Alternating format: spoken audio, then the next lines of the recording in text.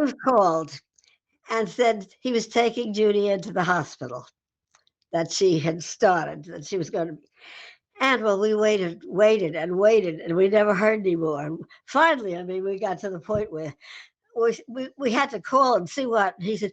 Oh yeah, I got so I couldn't I forgot to call you back again. But what we did, Hal and I looked at each other. It was nighttime. I mean, it was evening then. So we said, well, let's go out and have dinner. So we went out to have dinner, and we ordered a bottle of champagne, and we drank it all. She was still working, when she was pregnant, uh, and then she thought she better stop because I think somebody bumped into her, one of the kids, you know, junior high school kids changing classes or something, and she thought, I better stop teaching. But she taught for about 2 years, 3 years, I don't. Oh, so then I said to Dave, I said, "I'll come now whenever you want me to," and he said, "Okay, you come whenever you want now." So I I guess I called my school and said I wasn't coming in for the next days. Yes, I was still working, and so I flew up from flying was good, great in those days because I could go from MacArthur, which is right here in was it Bohemia or was it well, anyway, only a couple of miles from here. And so I was going to fly up. So Harold, of course, took me then, and I got up there and I stayed when he was. I stayed when he was going to bring Judy home from the hospital because really was no reason for me to have to go up because he would work and then he would go to see her and then he would come home. So I waited a couple of days and then she was going to come home. So before she got home, I flew up and uh, so I was going to stay for a week, but I was sure to get there when she'd be home. Not only to take care of her and the baby, but then I was cooking for Jeff, for Dave. I've always wanted to call him Jeff now, for Dave. So I was taking care of things up there. Oh, yes. Dave took me to the hospital and I saw him. Yeah. And they did let me in then. There was no reason not to. There was no COVID-19 then. So anyway, I get in to see it, and then she came home, and I took care of everybody. I did that for all my grandchildren. I always went up for a week when they get home. It was funny. I took before I went out, my flight, when, Jeff was born, my flight was, like, later in the morning, and so I went to my school, and I took a big box of cookies and put it on the counter in the school, and I put a sign on it, "I'm a grandfather," telling them that it was a boy who was born.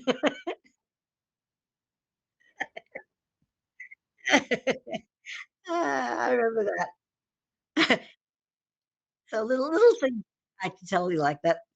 Okay, so I said I was a grandfather, and of course I wasn't no. Well, I called my principal and told him I wasn't coming in, and I was gonna stay out for a week. Funny part of it was, I got on the plane, and it was still early in the morning, and it so happened that there was no one else on the flight, and so the hostess, what do they call them, stewardess in those days, I guess, came and sat with me, and we had a cup of coffee together, and we talked, and, she said to me, "Oh, I'm supposed to do," I said, "You don't have to go through all the stuff. It isn't my first flight." I said, "You don't have to go through all that. It's just you and me together." So, she brought 2 cups of coffee home, one for her and one for me. We sat and talked. Well, by the time we got to Albany, some people got on. So she couldn't sit with me after that. that was cute. When Jim was born, I mean, Jeff was still a little tot. He was still really a baby. Yeah, he yeah. So, well, anyway, but that's what a grandma likes to do. Uh, I think I had to go up a little earlier. I mean, because I had to take care of Jeff.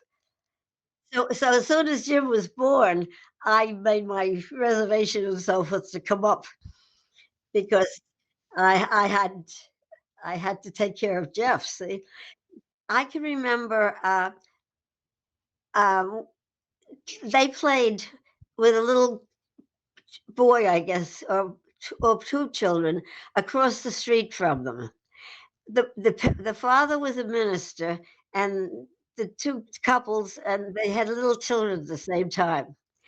And I can remember, uh, well, I get the little ones dressed in the morning, and the woman across the street called me and said, "Can the boys come o" I guess it must have been 2 of them, and it must have been when Dan was born.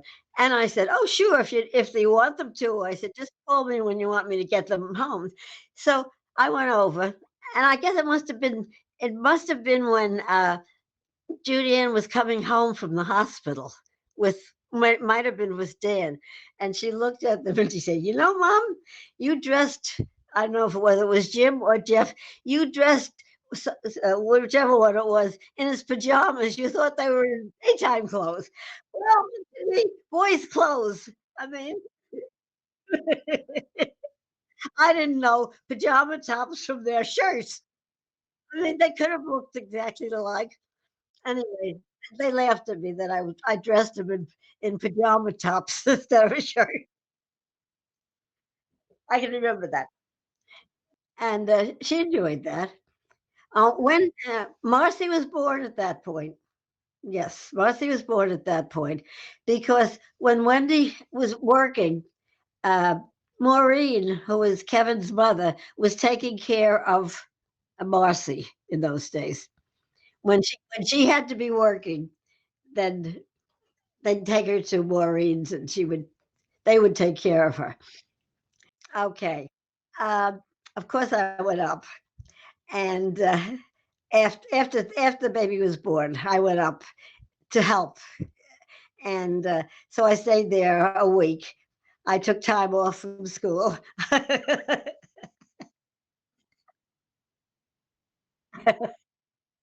That's right.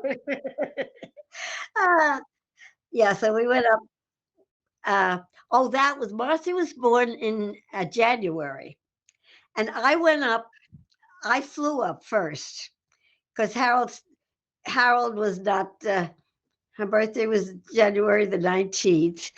So I flew up and then he drove up after because it was Christmas vacation by then, wasn't it? No, it was anyway, yeah, well, anyway, he drove up and he got into a snowstorm driving up and he was in a whiteout. He couldn't see a thing. This was really I wasn't with him. He was all alone and he got into this terrible whiteout, and so he had a miserable drive up. But by the time we came home, I came. He stayed up. He must have had. We must have had. Well, it was January though. I'm trying to figure why he was able to come. I guess I stayed up as long as I could with Wendy, and this is it's sort of running together now. That's right. I had 3 grandsons in a row, and then Marcy came along. But it was funny. Harold Harold said, I'm sure he would have liked a boy, but of course we never had a boy. But, he said something about, well, finally we had grandsons. He had a son, a grandson, 3 in a row.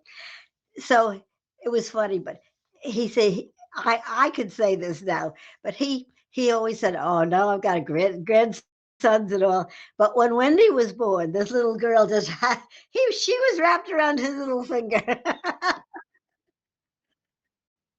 I think it was after. I think that, Maureen was taking care of, Ca Ca Marcy first, because she had been taking care of him when Wendy was working, you know?